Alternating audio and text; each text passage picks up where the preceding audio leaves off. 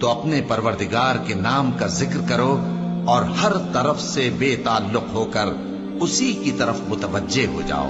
وہی مشرق اور مغرب کا مالک ہے، اس کے سوا کوئی معبود نہیں، تو اسی کو اپنا کارساز بناؤ۔ اور جو دل آزار باتیں یہ لوگ کہتے ہیں ان کو سہتے رہو اور خوبصورتی سے ان سے کنارہ کش رہو، اور مجھے ان جھٹلانے والوں سے جو دولت مند ہیں سمجھ لینے دو اور ان کو تھوڑی سی مہلت دے دو۔ کچھ شک نہیں کہ ہمارے پاس بیڑیاں ہیں اور بڑی زبردست آگ ہے، اور گلے میں اٹکنے والا کھانا ہے اور درد دینے والا عذاب ہے۔ جس دن زمین اور پہاڑ کانپنے لگیں اور پہاڑ ایسے بھربھرے ہو جائیں گے جیسے ریت کے ٹیلے، اے اہل مکہ، جس طرح ہم نے فرعون کے پاس موسیٰ کو پیغمبر بنا کر بھیجا تھا، اسی طرح تمہارے پاس بھی محمد صلی اللہ علیہ وآلہ وسلم ایک رسول بھیجے ہیں جو تمہارے مقابلے